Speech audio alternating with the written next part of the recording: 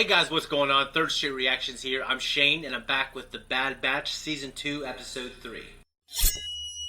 Guys, in last week's two-parter, we had Clone Force 99 head to Sereno to uncover Dooku's war chest. They're sent there by Sid so they can all retire and stop running from the Empire. Echo, he is resistant to that idea because he thinks that they should fight the Empire and they should use the war chest for that cause. When they get there, the Empire is actually already transporting his stuff off-world. They decide to sneak in, and we do get a look at Dooku's main hall, where he was training Savage Opress in the Season 3 Night Sister arc. Now, it looked like the area was abandoned a little longer than it actually was. It looked like it was abandoned for years, but it was still really good to see it. We also got to see his secret escape hatch that he has underneath his desk. While they're escaping with the loot, Omega Tech and Echo, they get trapped inside this large cargo ship that's about ready to take off. A battle ensues, and they have to fight their way to this big container, the shipping container, and they essentially fall back down to the planet, and at the last second, the gravity thrusters kick on and they make kind of a crash landing. When they're on the surface, they meet Romar, who is a Serenian citizen that escaped the bombing. They learn about Serenian culture. Tech helps Romar fix the data core and talks about it being a separatist relic, but he says no, it's not separatist, it's Serenian. So Tech, who's the Donatello of the group, it basically never occurred to him that the Separatists are made of different people and planets with their own cultures. And a lot of them, we learn in the Clone Wars, are fighting for what they believe are the right things. After that, Echo has to save Omega, who went to uncover the war chest because she overheard his conversation with Hunter. They have a nice little moment at the end. He reassures her, hey, we are glad that we are in the position we are in now because of you. I thought it was a pretty good premiere. We did have that bit at the end where Captain Wilco confirms that Clone Force 99 is still alive, and then Rampart wants him to falsify a report, but Wilco won't do it. So Rampart shoots him for it. So it was kind of a dark moment, and I think it kind of represents that, good soldiers follow orders, and he just wasn't going to follow Rampart's orders because I think it just goes against that programming to be loyal to the Empire, falsifying a report to superiors, who are above Rampart. It might be one of those things to where maybe the clones hopefully start to wake up to the heirs of the Empire. I hope Crosshair, who we didn't see in the premiere, I hope he wakes up and maybe realizes the error of his ways. I don't know, because we know that he got his chip removed. We appreciate you. Just check out our Patreon, or you can click that thanks button on the bottom. Let's jump in. The solitary clone, so Crosshair. On final approach, Governor. Those clone troopers are Ralph McQuarrie's art. Oh, kind of. I'm pretty sure. I've seen that ship design before. What is it?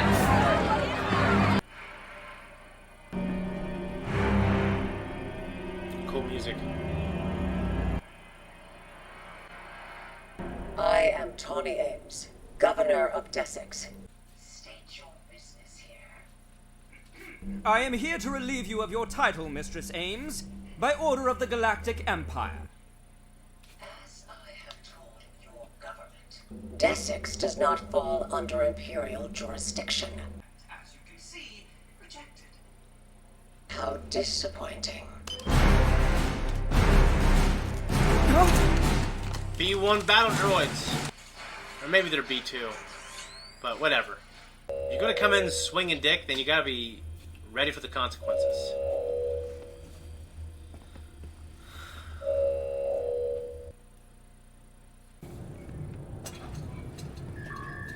CT-9904, report to Vice Admiral Rampart's office. Dude, why would you go sit with people like that you don't even know? So why don't those clones look at him as a brother? Congratulations, you've been medically cleared for active duty. Reminds me. How long were you left stranded on that cannon on the platform before being recovered? 32 rotations. 32 days? All that time. Left for dead, and yet you still came back. Why? Why? I'm a soldier of the Empire. Which is why I have a mission for you on the planet Desix. What are my orders? You're being sent in under the guise of discussing a diplomatic resolution. Do whatever is necessary to secure the city. What squad will I be leading? You're not ready to play commander again. Not yet. What? New commander will brief you on the details. Report to the Battle Memorial at 0900 hours. That'll be all. Dude, that little shit sucks. Hey, it's a memorial wall, right? You've seen that before.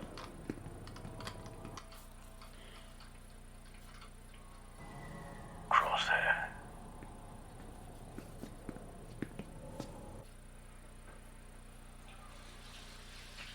It's been a while. Good to see you. Commander Cody. Cody I didn't recognize you. Yeah. betrayed Obi-Wan. You were cleared for duty. I requested you specifically. Word is, the rest of Clone Force 99 went rogue after Order 66 came through. Surprised? Not really. Your squad was different by design.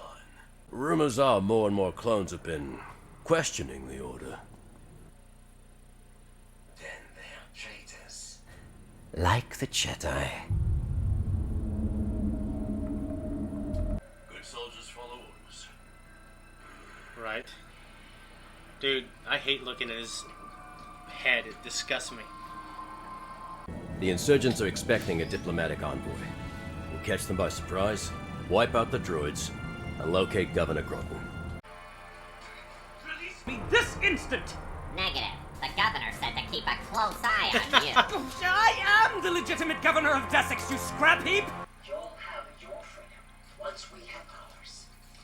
The Empire will never agree to your terms. Precisely why I know the diplomatic envoy they're sending is anything but peaceful. You lost that war. That guy needs to stop talking shit. And Dooku, he was right about the Republic, but he was obviously trying to shift it into an empire. Without, obviously Tawny didn't know that. It's good seeing these droids again. It looks like they've chosen not to negotiate. How unfortunate. For you. Sweet. Separatist tank.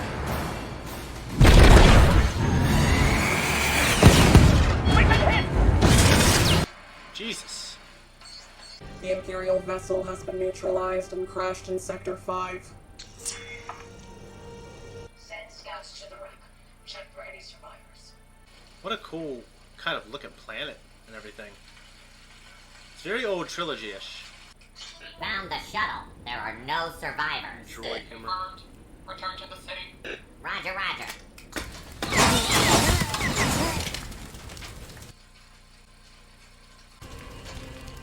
That buys us time, but not much. Without a ship, we'll have to infiltrate the city on foot. Bunch of survivors. There's not enough cover. Any direction we come at that tank, they'll pick us off. These tanks all have the same weakness. I'll draw their fire while you move into position. Trust me. Just. You do make things interesting. It's weird we're seeing our boys fight the separatists. Separatist droids, I should say. But in this case, the droids are the good guys.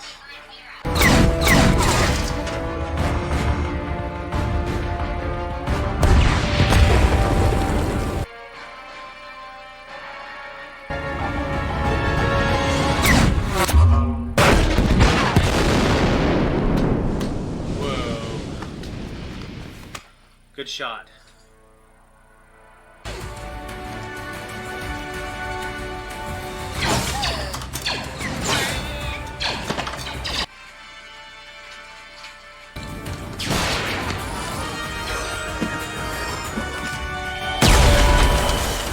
Shot down the barrel.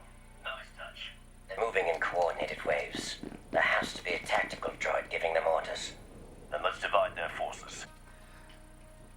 It's kind of cool to see the droids again. It's okay. We're here to help.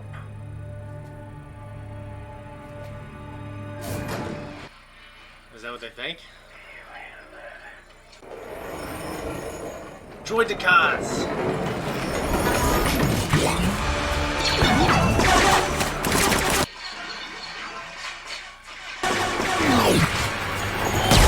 There you go. Find that tech droid yet? bell tower, but I can't get a clear line of sight. Let's remedy that.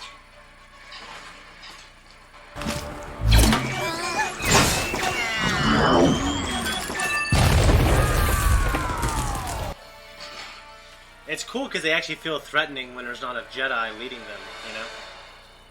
Crosshair's a badass. It's so cool to see Cody again. Even though he's a fucking traitor. Band of droids.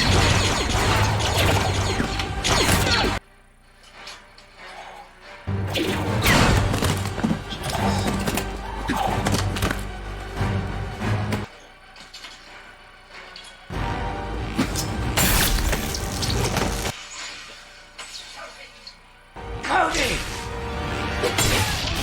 Dude, that is badass. It shows how badass those things are. I'll take out the tech droid. I can make the shot from here. Give me a line of sight. Where do you need the puck? Throw it. How far? As far as you can. I mean, the reflection has to line up though, right?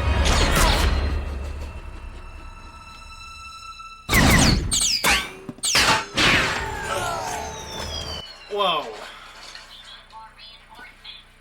I gotta show Zach this scene. Show Zach. Sir, the droid forces have been defeated. Scour the city. Find Governor Groton. There's no need. We have official Imperial orders. Desix separated from the Republic years ago, Commander.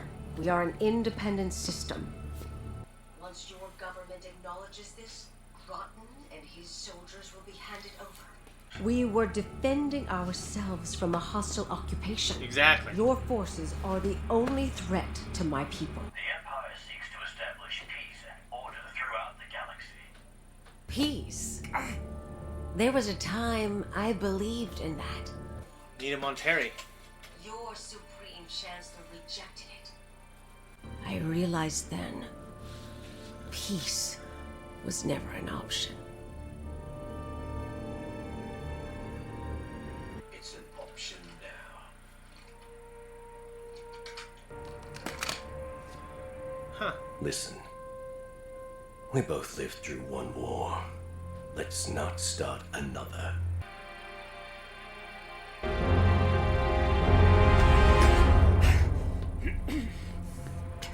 Now execute her. Sir, I promised a peaceful... You did. I didn't. I gave you an order. Follow it or face the consequences for disobeying.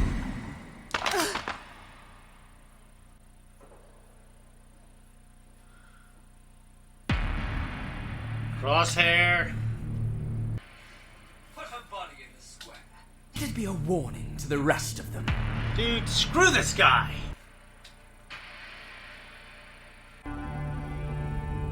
He's doubting. He regrets it. He's like, I shouldn't have tried to take out Obi-Wan.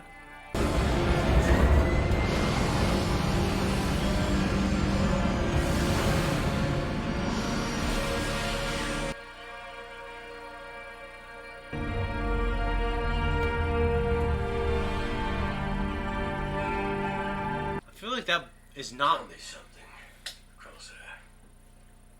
This new empire, are we making the galaxy better? We're soldiers. We do what needs to be done. You know what makes us different from battle droids? We make our own decisions, our own choices. And we have to live with them too. He's thinking about Obi-Wan. I'm entrusting you with another mission. Report CC-1226. Why not Commander Cody? Cody.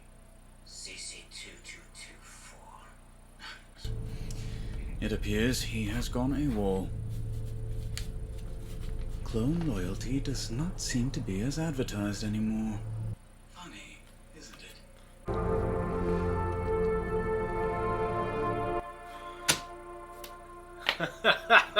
What a great episode.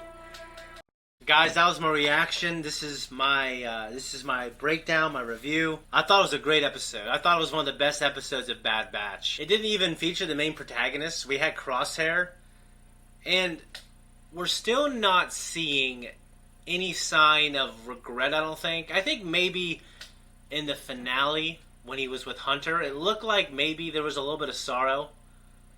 But nothing really that I think you can make an argument for that he's starting to turn. He doesn't really seem to have guilt. He said that, clone troopers who are turning or questioning are traitors, just like the Jedi. And we had Commander Cody. And we had just these subtle, nuanced things about how, we have choices. That's how we're different from battle droids. And we had to live with those choices. And you see the regret in his face. You hear it in his voice. I was so sad after watching the Clone Wars and kind of getting to know Cody a little bit. Of course, we really get to know Rex, and he was a new character.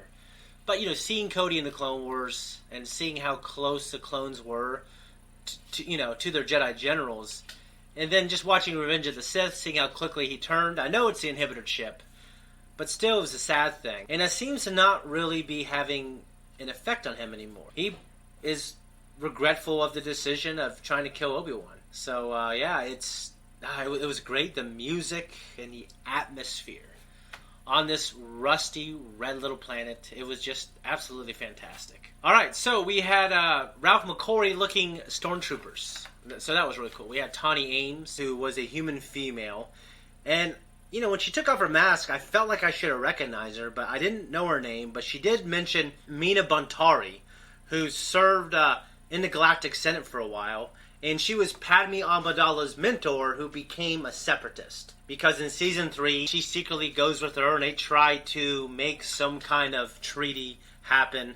And then there's some kind of assassination attempt, or something like that. They tried to appeal to Senator Palpatine, but he rejected the peace treaty at the time. So she was right about what the Republic was becoming. She was right about Dooku, because Dooku was right about what the Republic was becoming.